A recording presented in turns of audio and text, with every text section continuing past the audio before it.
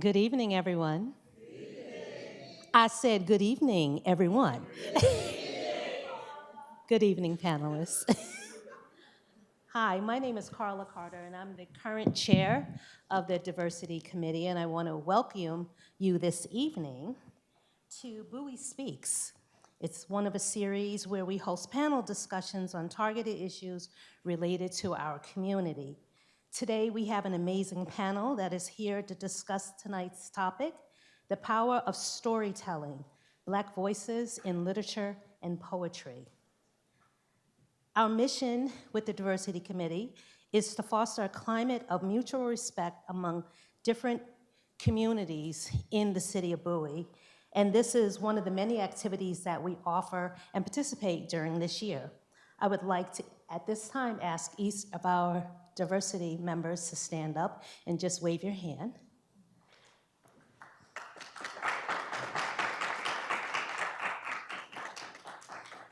Thank you so much. So tonight we're honored to welcome Jermaine A. Green, a dynamic spoken word artist and multidisciplinary creative whose work blends poetry, photography, and music. Known for his powerful storytelling, he explores themes of social justice, identity, and personal growth. He's the author of Made of Flowers, Dreams, and Other Incorrigible Things, a poetic dossier of a Black boy's reality, and has performed at venues including the National Museum of African Art, Bus Boys and Poets, and Arts All Night. Tonight, he will perform And Where Are You Going? Following his performance, Kone Faulkner, a member of our Diversity Committee, will lead our discussion. Please join me in welcoming Jermaine. Thank you. Before I get into my piece, I definitely would be remiss if I don't at least give a little shout out to the Diversity Committee for reaching out to me to perform. So can we give some love and spread some cheers to the Diversity Committee for this opportunity? I appreciate that. And you know, this evening is something that is very near and dear to me. I truly, in all my artistry, think about storytelling. That's at the center of what I do.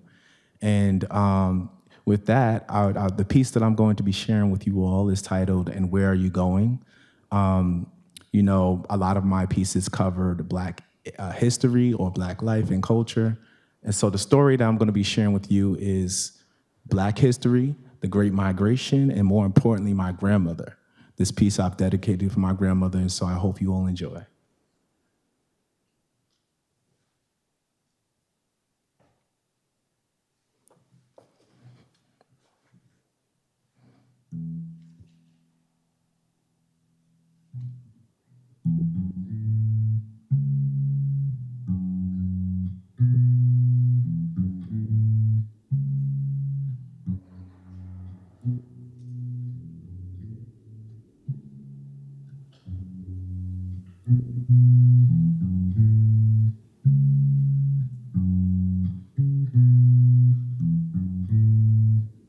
And where are you going?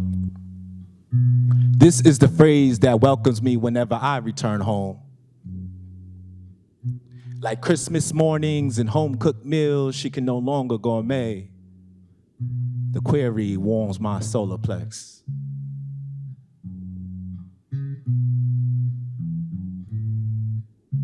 It reminds me that I can still have the nerve for my soul to be warm, and that this be true in spite of the frigid world we find ourselves in. I sometimes forgets that she possesses this power. I only have my absence to blame. Hattie Mae Fuller. She's known as many as Mrs. McGee. To my young kin, she is Mima. And to me, a family treasure.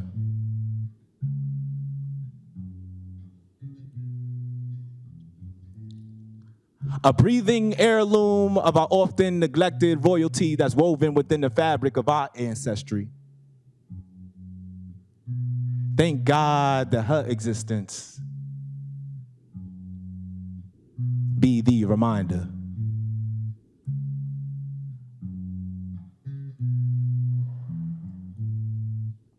All grandmothers are not created equal, and I know this to be true because of who she is. Special cannot be the only word to describe her, but for the sake of this poem, I'll take it.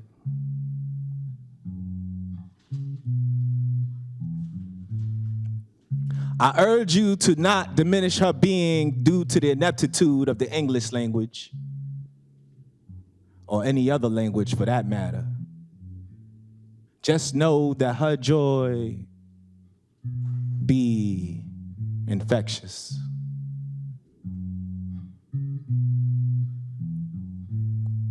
When she laughs, the brewing tea stewing between relatives during Sunday supper subsides.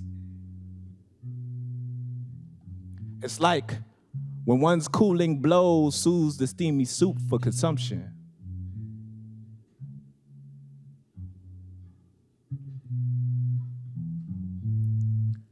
It's her jubilance that keeps roasting tongues from burning bridges between her descendants.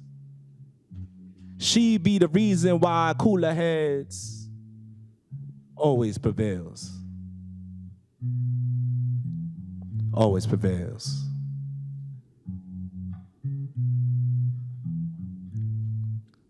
Her cooking is what should have been served during the Last Supper. Betrayal could have not been on the table with their stomachs full of her meat pie. Even a mouthful of her peach cobbler will make non-believing Georgians sing her praises.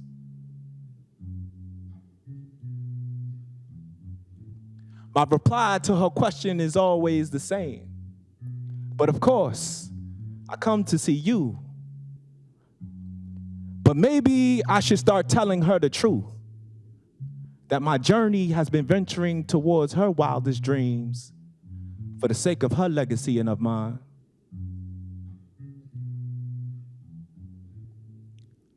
I know without she and her North Carolinian roots, I would be nothing. New York has turned many into devil worshipers and apostles of false gods, but somehow she is not one of them.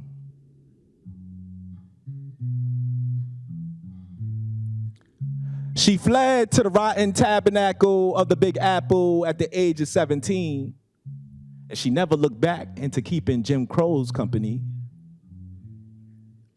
Neither did she care to keep the company of her sharecropping father.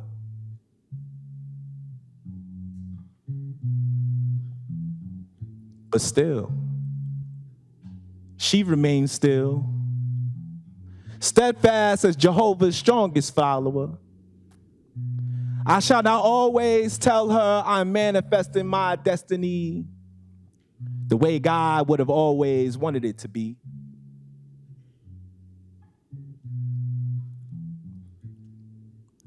I hope my words at least brings her half the salvation her question brings me. No matter what transpires throughout my life, I know that she and God are trudging me with me in spirit.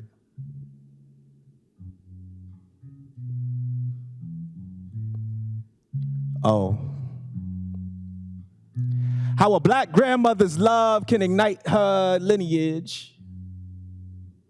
How her incandescent spirit will illuminate their tomorrows if her flame never succumbs to the suffocation of her yesterdays.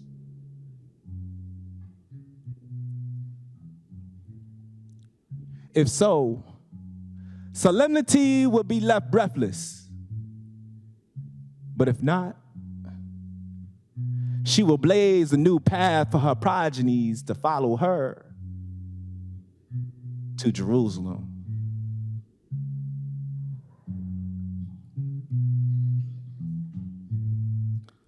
I wish you all have someone who loves you the way I share love with my grandmother.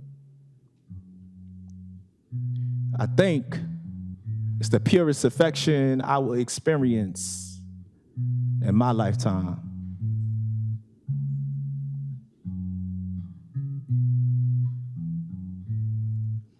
I am happy.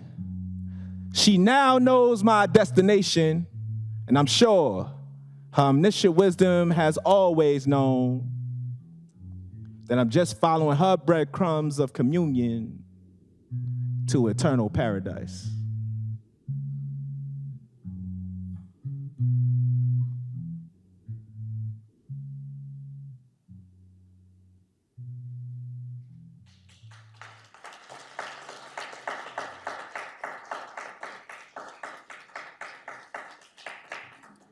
Thank you. If you want to follow the journey, you can follow me on Instagram. It's by J.A. Dennis, also on TikTok. And also my website is byjadennis.com. Thank you.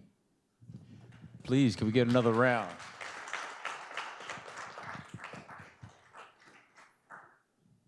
That was a special treat, and thank you so much. What a great way to start off tonight's program.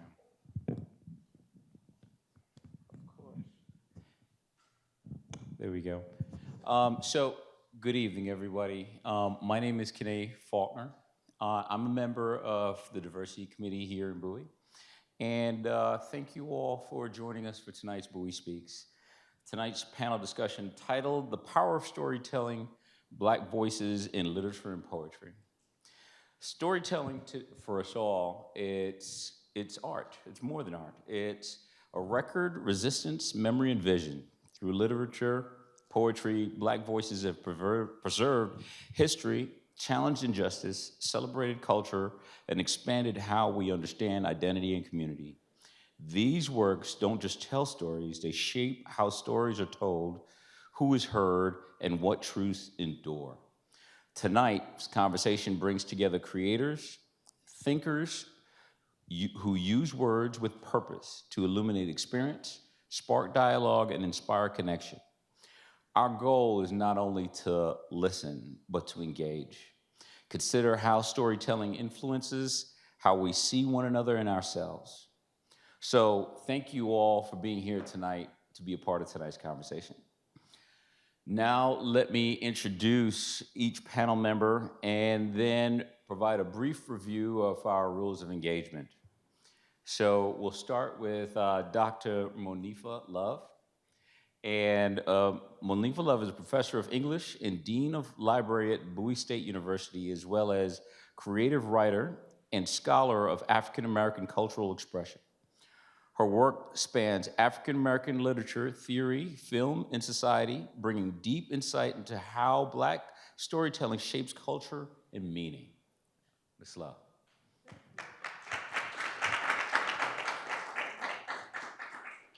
Next, I'd like to introduce Ms. Anne Marie Maloney.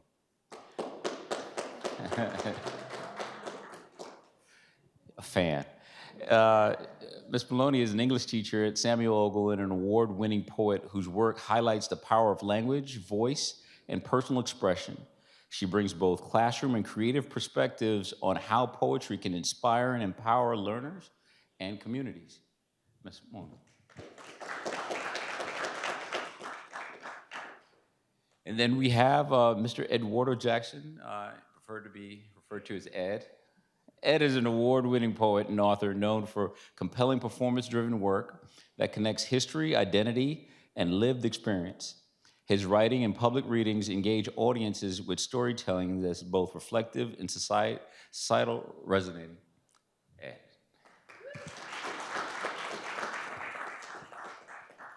Now, we are expecting another panel member, and the weather outside, there's just some delays, but I still want to introduce her because she did volunteer to participate.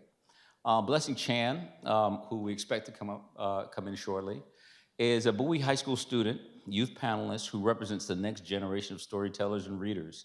She brings a student's perspective on how literature and poetry influences identity, creativity, and as well the youth voice of today, and we look forward to her arrival.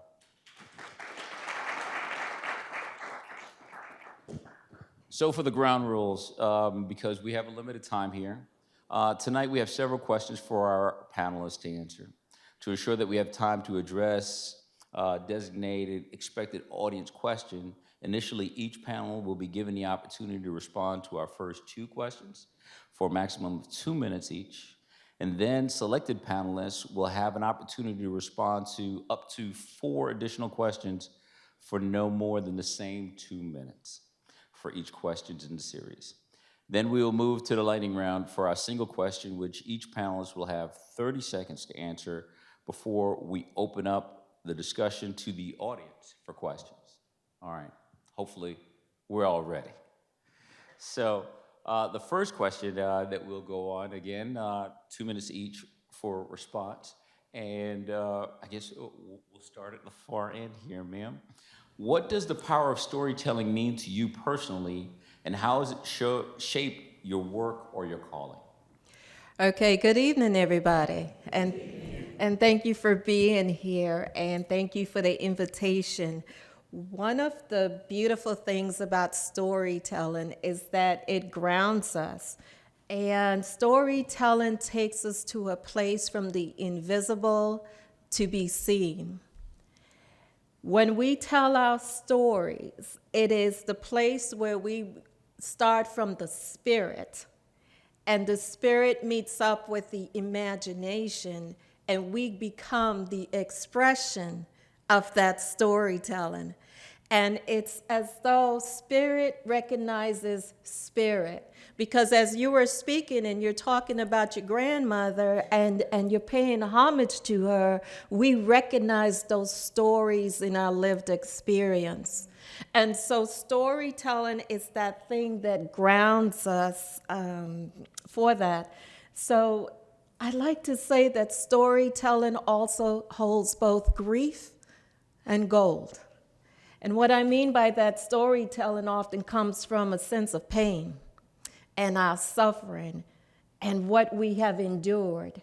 And we move through it, and yet the resilience we find in the marrow of our bones, we are able to turn that thing into gold dust. And that is where storytelling just comes, and becomes the essence of us. Thank you so much. Thank you so much. Going in sequence, Ed? All right, so for me, storytelling is testimony.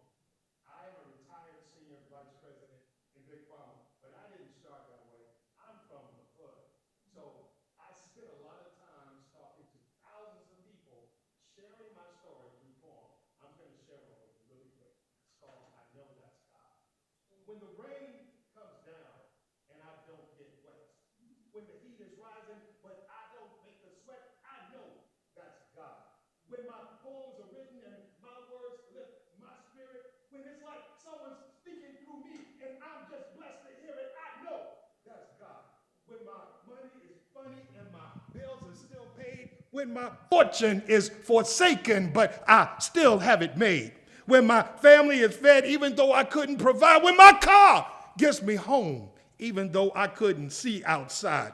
I know that's God. When my paycheck loses zeros, but I don't quit. When the world shakes my heroes, but doesn't scare me one bit. When misery abounds, but my joy cannot be stolen. When my tires go flat, but I keep on rolling. When my job keeps testing me, but I can still rest. When I smile at the worst, because you haven't seen God's best. When I take the wrong path, yet I am forgiven. When I feel the world's wrath, yet I am still living. I know that's God. So testimonies are stories. That's what they are. Thank you. I know we're in city council, but amen. Thank you so much. Thank you so much. Oh my goodness. Snap some more. I would say everybody walked in here with a story. Everybody's like a container of not just what happened, but how it felt, what it meant, how it reverberated. Story can do things history doesn't normally do, which is to get at that lived experience. And if we're thinking that one of our aims is to be good to one another, if we can look at one another as these walking stories that would explain so much if we had the time to sit and learn from one another. For me personally, thinking about the stories everyone in here carries helps me to feel like I'm encountering God at every moment, and then I can do better. So storytelling is not solely sitting on the porch and telling tales, which is important, but it's like recognition of all that we carry. Amen. Thank you so much. Thank you so much. We'll go right back to you with the second question. So when you think of Black storytelling tradition in the oral history, literature, poetry, what helps connects past and present voices to you? Well, I'm going to turn back to the brother here. It's our ancestors and how those ancestors live in us, and the storytelling that happens when you're cooking food or singing a song or in church testify. I mean, all of that is the continuation of Black storytelling. We can't hear you. Oh, okay. Is that better? Can you turn your mic on? It is. We can't hear you back All right, is that better? Okay, let me just lean in and be quick. I don't think that storytelling is bounded by words. I think that when someone's in the kitchen cooking, a story is being told. When someone is humming to get them through or to celebrate, that's part of storytelling. That when we look back to our grandparents and our great-grandparents who anchor us, that carries us through, whether they are with us on this side or not.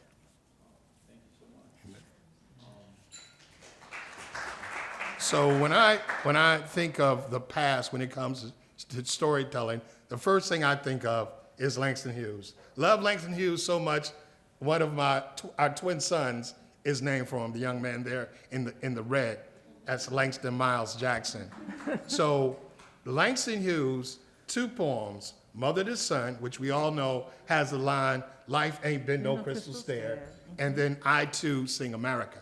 So when I say I was from the hood, and I meant it, I was raised by a single mother who worked 2 jobs. So to me, that was her talking to me. Life ain't been no crystal stair. So one of the things I didn't talk about is when I came back to this area, I was living in Dallas, I had gone to film school full-time, already managing, stopped working, went to film school, had no money, came home, was gonna finish my master's in film at Howard, got into a car accident, lost sight in my left eye, had to start working all over again at Bell Lighting Mobile, stayed there many years, kept getting promoted, but life was rough. Getting out at 5 a.m. in the morning to make sure that I got on the bus to get to work, and I was never late.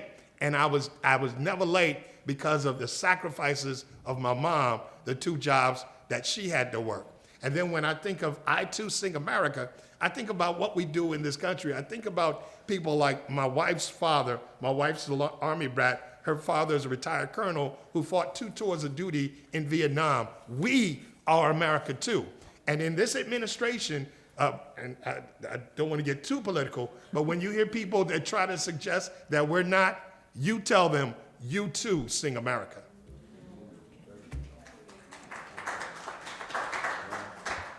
You too sing America.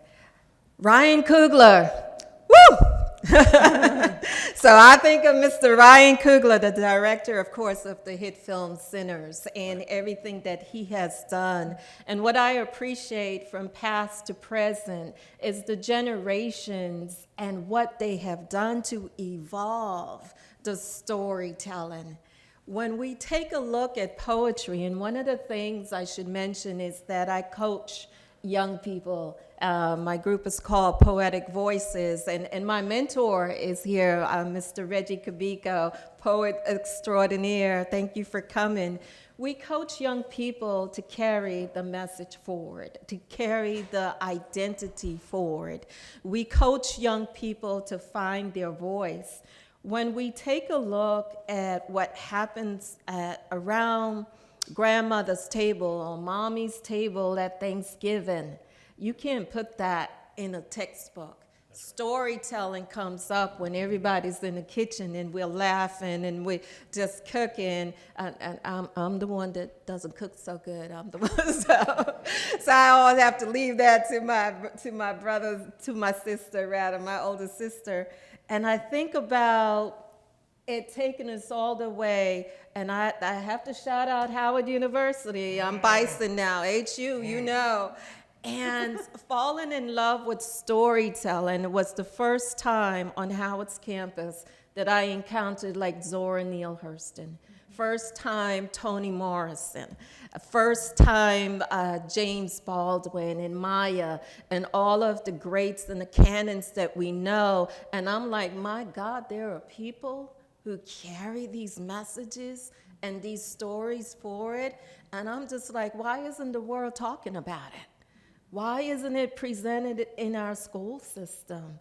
Why am I, a young adult in college, and this is the first time I'm hearing from people who look, who think, who lived like me. And I said to myself that it was a great awakening. So to carry it, to connect past and present voices, it is a calling. And I say that it is a calling because, lo and behold, I'm on a podcast about this life. Check me out on YouTube. We carrying the stories. Oh, wow. So, continuing that line of conversation as we go into the next series of questions here, specific to our educators, I think we could start off with, and if we have time, we get to you. Yeah, I just wanted to answer that same question. You want to answer the same question? Yeah, this is about the, is this the responsibilities? So yes, so I was going to start with the educators first, Okay. for them to continue on, especially in the line of conversation that you started on. So in your view, what responsibilities do storytellers have when writing about collective trauma, resilience, and or joy? The first thing that I would say is that it's about you, but it's not for you. It is about your story, your testimony, and your story and your testimony is a light for somebody else to make it through. So if you're going to talk about trauma and the deep pain that is embedded in our nervous system, there's a lot of conversation and buzzwords about the nervous system these days and how what we go through is stored in our bodies. That is our personal story. And my goodness, we won't even go back to like when we were children and the things we were told and the lies we were fed and how we had to let go and how we have to release that because what we do as adults stems from something, some survival skill from childhood. But even though that's personal, the truth and reality is you are somebody else's blueprint. You are the answer to somebody else's prayer. Telling the stories is what pulls people through. Because when we can read the story, when we can do the spoken word about the story, and we express it, and that meets spirit, oh my goodness, then we can release it. And then we can turn it into gold. And, God says all things were meant for good. That's how we make it good.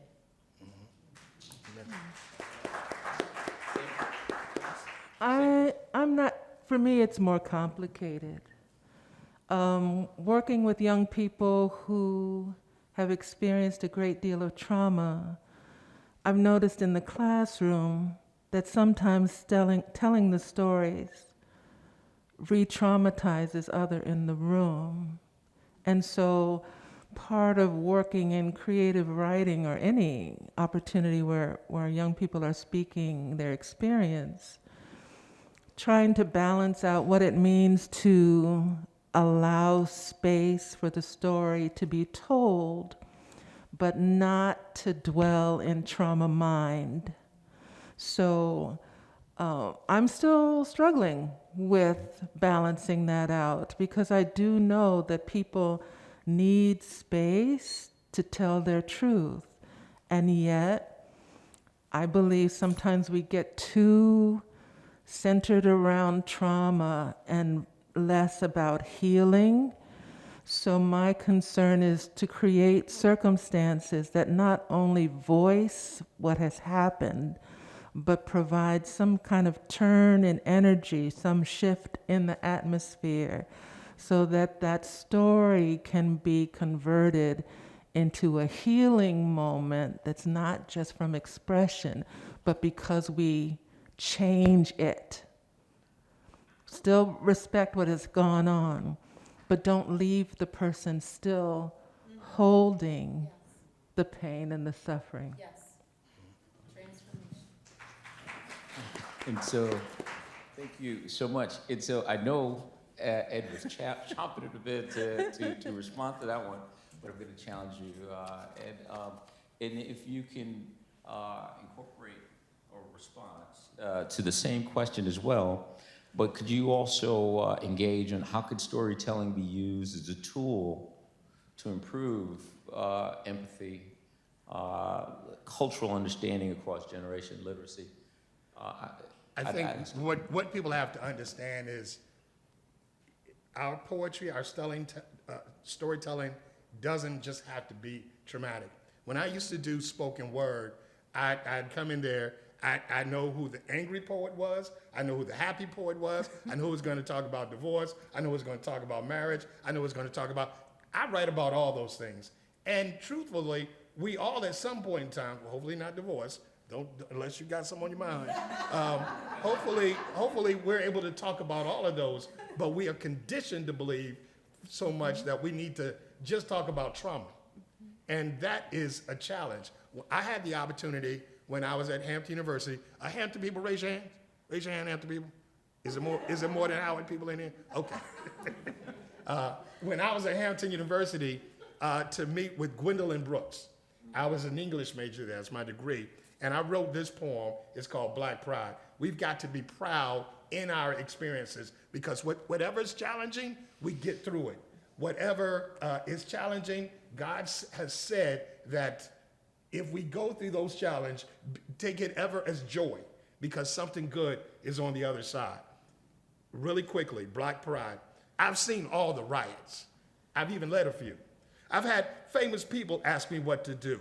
Yeah, I was there when my good son Martin was assassinated, and I've heard the first rumors of war before they were even created. I knew Malcolm back when he was only little.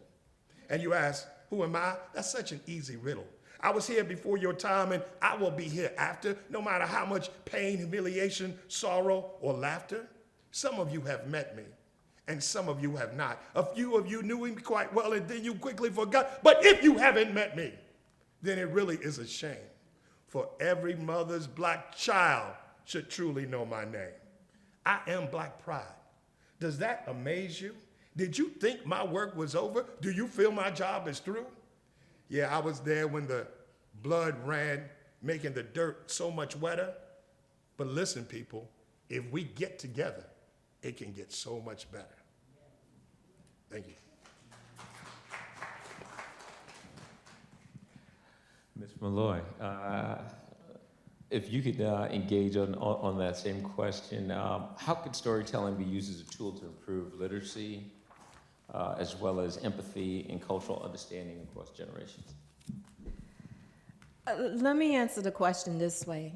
Let me share a story with you, and I'm going to run this story from my brother to my son, because I grew up in a generation, in a household, in a community. I'm from the Caribbean.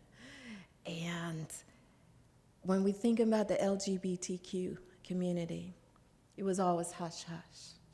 We don't acknowledge those people. We talk about those people. And so my family, there's 5 of us, my siblings, and God willing, we're still alive. My brother went through that. And then, so in terms of my mindset, I didn't know any better. You know, when people would make fun and the name calling, and talk behind his back and things of that sort. I didn't know any better, right? That was my experience. And then you grow up, and I was married at one time, and you look at your boys and you have this dream for your future, for your kids, and I have 2 boys. They're adults, but I call them boys. They're still my boys. And my young son, Malik, and Kari, who's a filmmaker himself, produced and so forth, he had to turn my mindset around. And he had to turn it around because he's part of that community. And I said, what choice do I have? I have to love my child. And that's not even a choice for me.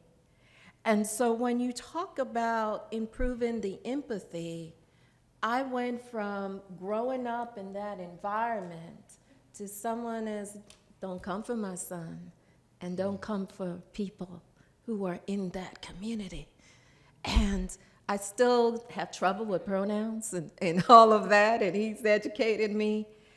But if we only focus on love, I always say love wins. And our young people are teaching us and are lighting the path for us to go. Because, my goodness, we're human beings. And so, storytelling, it has the power to be transformative. It has the power, Sister Mona, to heal. And it gives other people permission, because I wish somebody had given my brother that same permission. And I'm grateful for my son for teaching me a different way of looking at the world. Thank you so much. Thank you. Thank you. Really, really thank you. We'll go for another question here as we're dealing with just time. What advice would you give, ma'am, to emerging Black writers and poets who are learning to find their voice, especially given everything that panelists shared, who are learning to find their voice? What advice would you give? To thine own self be true. It's such a judgmental time, and so often poets can write what they think other people want them to write and rhyme with the way they think other people want them to rhyme. And the poem may be like a poem anybody could have written, because it's trying to be something else other than authentically from the poet. So I would really love it, whoever is looking for voice, is to trust that they were given what they were given as a unique thing. It doesn't need to sound like anybody else. It doesn't need to look like anybody else. Use the vehicle of poetry to shed your light, and not because, you're worried that somebody will say, well, that's not a poem because it doesn't rhyme, or that's not a poem because it doesn't have internal connections, or it's not a poem because I don't know what you're doing. You have to be true to the voice that compels you to write the poem in the first place. So, to thine own self be true. I don't have any other wisdom than that. I think that's the best wisdom there is. So, are there any other panel members who would like to try to tackle that same question? I'd like to weigh in on that. I promise not to do another poem on it. So, in addition to thine own self be true, experience life. What happens is a lot of, like I said, when you go into the spoken word places, everyone does the same thing. They have the same phrases that they expect to be clever. If that's what you want to write, write it. But don't write it because you feel like you have to do that. And be you. When I would do spoken word, and those of you all who've done spoken word, most of the time the events are taking place at 9 o'clock, 10 o'clock. I got to work. I'd be at work at 7. So I would come straight there from my job. I'm in my suit. Sometimes that wouldn't be received very well with the poet crowd, but I wouldn't change myself because of it. Instead of changing myself, I wrote a poem about it called don't hate the poet, hate the poem. I won't do it right now, but it's my favorite poem. But a lot of people, instead of creating something that says, hey, I can be anything, they create something that says, I can only be this thing. So live more and you can write more. Thank you so much for that. Wow. It sounds like the reason why that's your favorite one, because to your own self, you were true. Again, applying the same messages right here in practice. Now, as we transition to what we call the lightning round, 30 seconds each, our last question before we turn it over to the audience. And we'll start on the end here, ma'am. If audiences walk away remembering one idea, line, or feeling from tonight's conversation, what do you hope it is? Find your voice is actually a phrase that I speak about, and I actually do workshops in terms of find your voice. I think for a young person, a young adult, find your voice, my interpretation of that is find out who you are, find out your identity, find out what you stand for. And I change it a little bit for adults, because when we get to be a little seasoned, we've learned to wear the mask. We have learned how to bury some of the things we have to, because we have to exist at our jobs, and we have to perform, and we have roles we play. In terms of caregiver, caretaker, the fixer, and so on and so forth, we lose ourselves. We lose our authenticity. And so one thing that I would want you to remember is to find your rhythm. Find your rhythm and return back to yourself and who you are. And sometimes that takes a lot of work and a lot of digging. Be brave enough to do that. And the final comment that I said earlier, that it's your story, but it's not for you. It's for the next person. It's for somebody else. So remember that somebody's waiting on your story.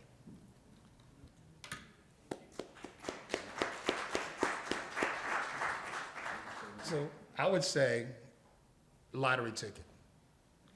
Writing is like a lottery ticket that you have not yet checked on. Because you can write what you've written and just be patient, and then down the road, everyone loves it. I wrote a 300-page novel 30 years ago, but during the time I just moving up the ladder, I didn't move it forward. The guy now, you guys may have heard of him, who wanted to publish mine or someone else's, his name was Kwame Alexander. Very prominent poet, very prominent. But I didn't stick to it, because I just kind of said, you know what, this career thing, let me work on this. But if you're patient with your poetry, it's like a lottery ticket that one day you can scratch it off or look it up and you find out that you have struck gold. Not from the monetary sense necessarily, but from the sense that you have created something that's going to change the world. Read our classics to a child in your life. There's so many brilliant poems and stories that have been collected for hundreds of years. Read to a child.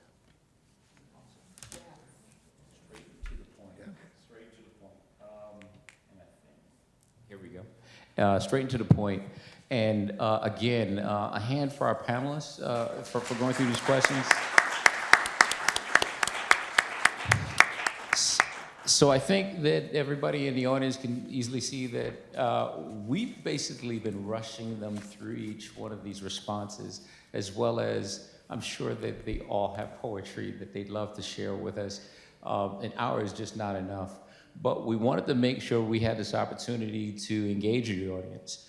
And one of the ideas that was posed is us doing something a little bit different, a little bit out of format, and to pose a question to the audience. An opportunity for audience engagement. How can the city of Bowie and other localities better support and amplify local Black storylines around year-round? And so looking forward to any audience, either a question for the audience or to tackle that question as well. Is there any questions from the audience? What's the question again? The question is, how can the city of Bowie and other localities better support and amplify local Black storytelling year-round? And as well, any other question that you have for our panel? Okay, well, I live in a senior building, and, 1 second. and I think Bowie is kind of known. It seems to be, I've only been here like 5 years. I'm a Howardite, too. Hey, Bison, fellow Bison. You know. You know. 5 to 2. But it seems like Bowie has become like a senior citizen or, retiree community to some extent, certainly. So I would think you might look at targeting us seniors and coming around to our homes and residences and offering, maybe every 3 months, quarterly, some kind of session around storytelling. Two of my neighbors are here, Lynette and Belinda, Belinda started a Cookies and Conversation at our community. So every second and fourth Sunday, we get together, and the benefit is you got people that are as old as, in their 90s sharing stories of their Black experience, and you just learn so much.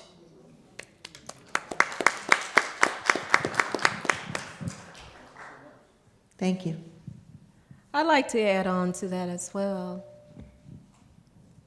Did we have another question from the audience? Could I add on to that? Yes, ma'am. I would love to do that.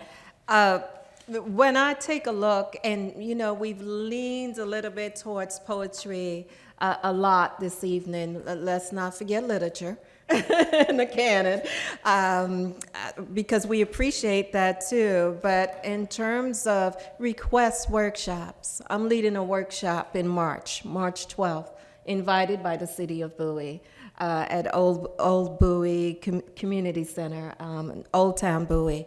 And so, first of all, I hope you guys come up, register. It's on Eventbrite, and it's free. But it comes from you. It comes from the groundswell in terms of what your preferences are and for. And it's actually part of the 250th anniversary of the country. And when you think about the dichotomy in our country and what we are going through, and the antagonism, who's America? And so we get to write about that. So that's one thing we can do. I'd also like to add, I had mentioned earlier, but I don't think most of the folks here. So I belong to a church, First Baptist Church of Glenarden. I'm one of the primary playwrights there. And one of the things that I see, not just at my church, but just in the community, I don't see a lot of young men in the arts. Now, my son is and then my godson, some of these folks, my other fraternity brother's son, a little different, but there are a lot of young men that are only involved in certain sports. I think from a parental standpoint, in addition, obviously, to making sure they're on top of their grades, we've got to promote the arts, whether it's music, whether it's storytelling, regardless of what it is, because by not doing that, we're lessening the opportunity for these young folks to be creative. So I encourage you all with your various religious institutions, and certainly if there's anybody here that would be interested in being in a play at First Baptist Church of Glenarden, whoever you give the information to here, certainly share that with them and they can give that to me. Thank you all for that. I think I also want to add to that, as you could hand the mic to her. The other thing is, I know that the Arts Committee routinely has events and they're posted on the Bowie's website.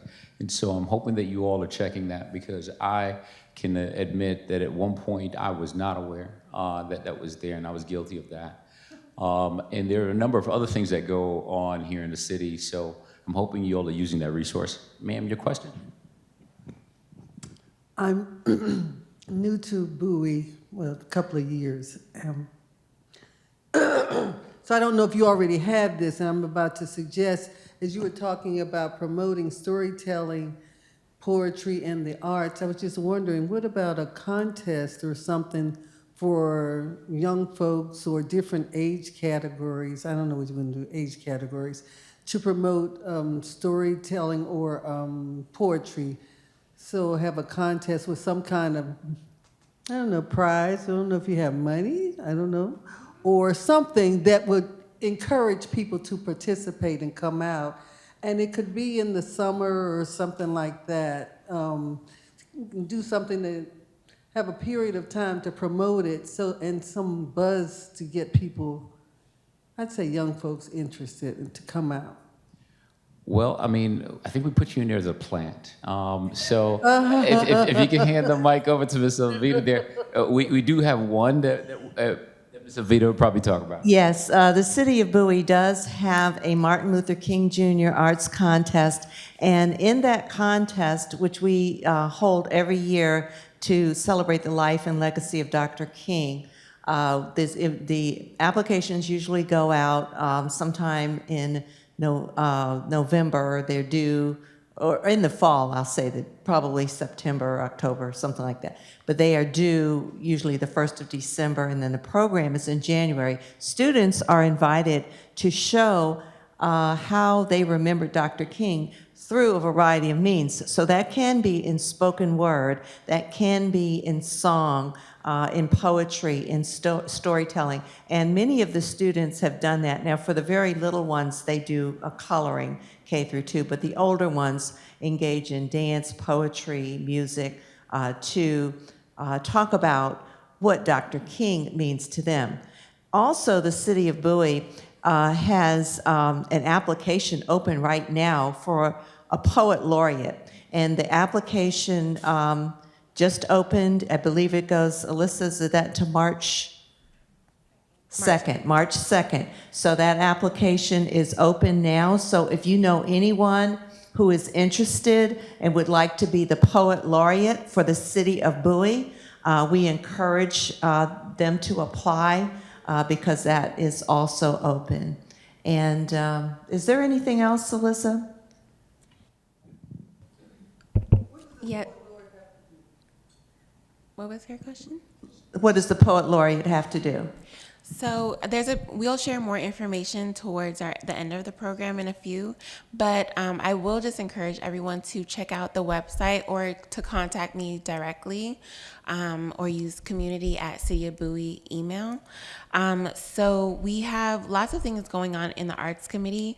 We currently do not have anything specific to poetry or literature contests, so that's a great idea that I can talk with the committee about, and that could be something that the Diversity Committee collaborates. So thank you for that suggestion. We do have we have an art showcase coming up in May, and right now applications are open for different acts and performers. So we do have a few things going on. I think part of it might be a marketing strategy of how to get that information to you.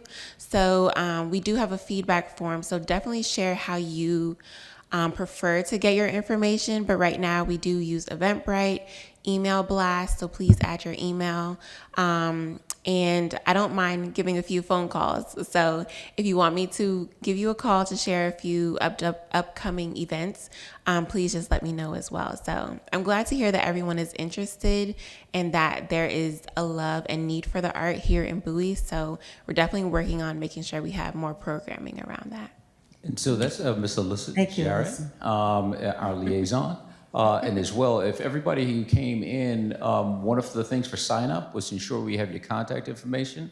The goal is to share our upcoming events with you directly using that contact list.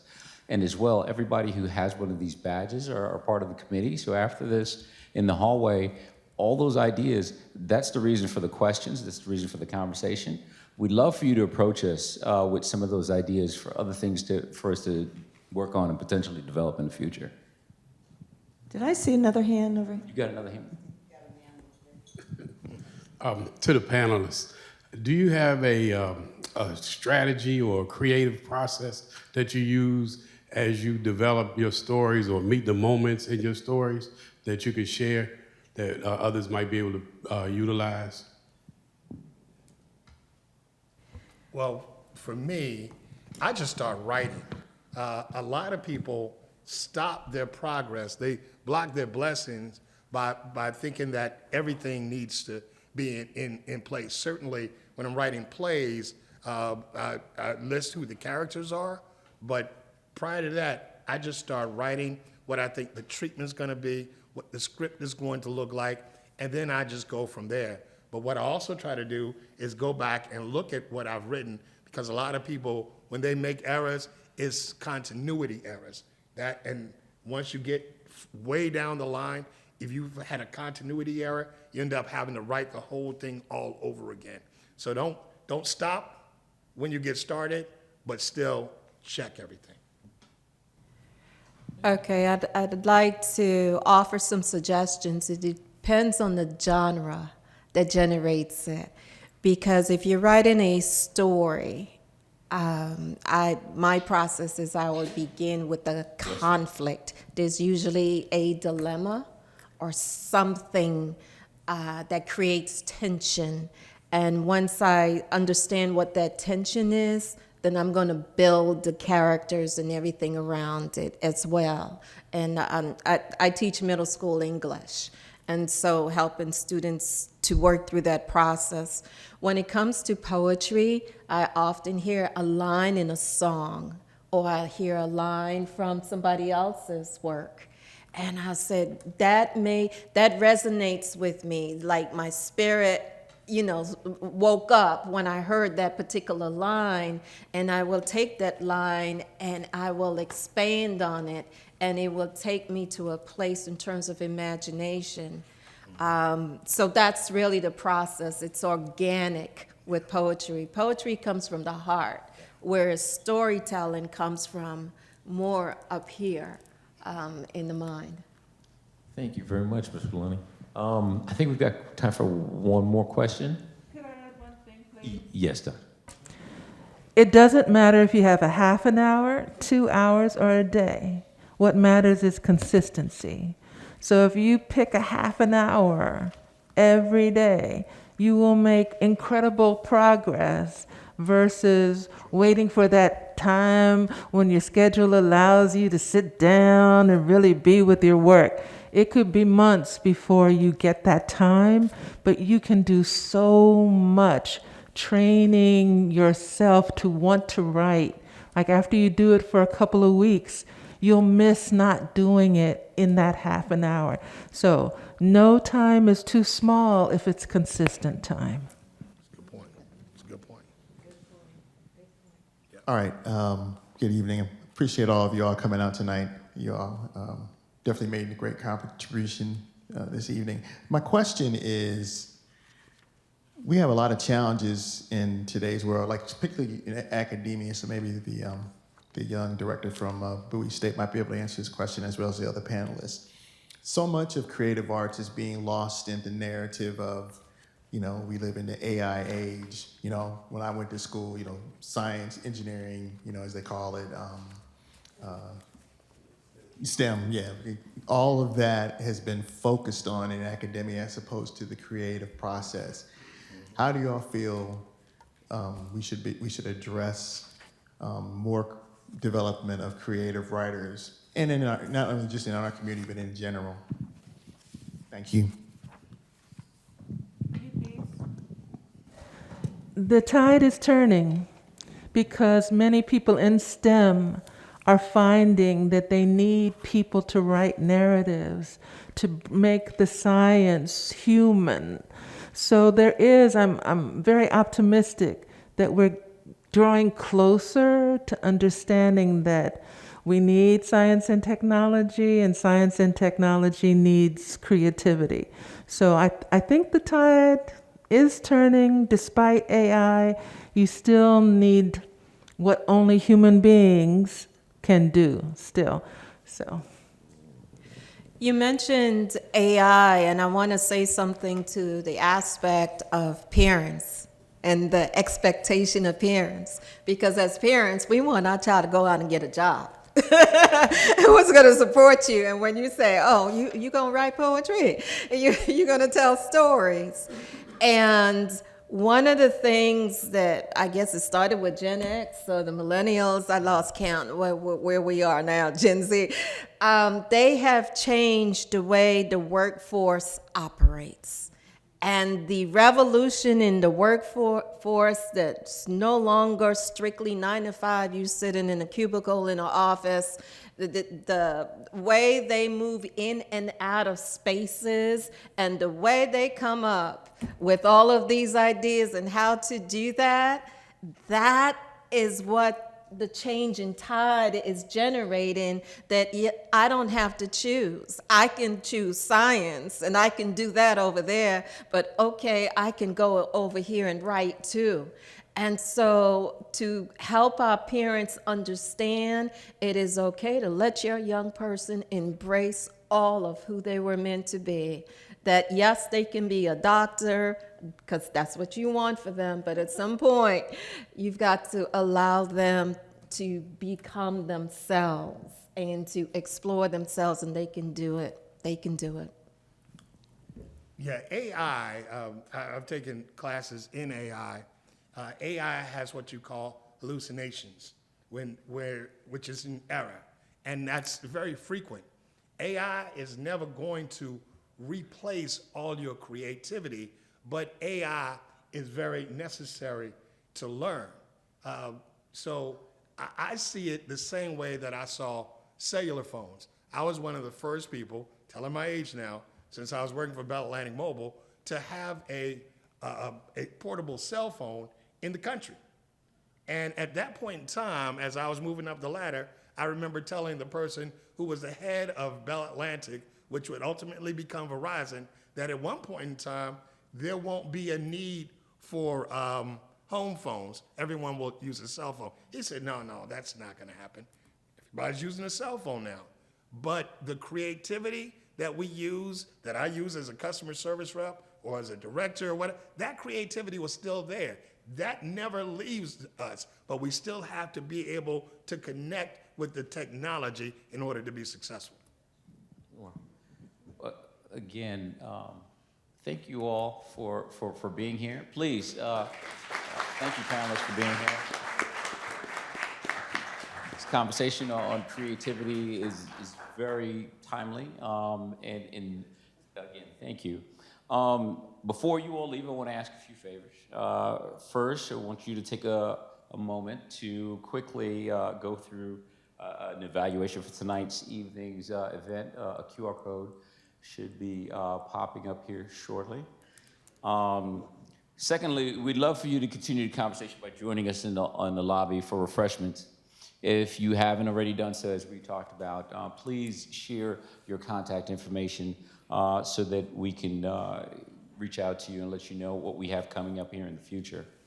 Lastly, we're consistently seeking fellow residents to join us in our mandate to strengthen inclusion here in the city. For more information on how to join the Diversity Committee, please connect with us, with a member you see as you leave in the hallway, and mark your interest to join us here. We do have a sign-up sheet. On the behalf of the City of Bowie, thank you for sharing your voices and for listening tonight. May this information and concepts and stories you heard continue to inform, challenge, and connect our community long after this conversation ends. We look forward to seeing you at future events, and be safe, and look forward to seeing you at the next Bowie Speaks event. And so thank you all for coming out and joining us tonight. Thank you. Thank you, City of Bowie. Thank you, Bowie. And thank you for coming out in the rain. Thank you. Props from Springdale, thank you. Hi, everyone. I just wanted to quickly share a little bit more information about the Poet Laureate. So the City of Bowie is now accepting applications for the honorary position of Poet Laureate. This is a 15-month term that promotes poetry and community engagement through city events and literary programming. So applicants must be City of Bowie residents, and they must be 18 or older and demonstrated literacy excellence and community involvement. And so this is an honorarium of up to $1,500, and the application closes on March 2nd and can be found on our call for artists on our website. So I just wanted to share that with everyone. But again, thank you so much for being here. I am also the Arts and Culture Program Specialist. So if you have suggestions, comments, please share them with me as well to just make Bowie a better place for everyone. So thank you again. Thank you. Yeah, I wrote it like 1997.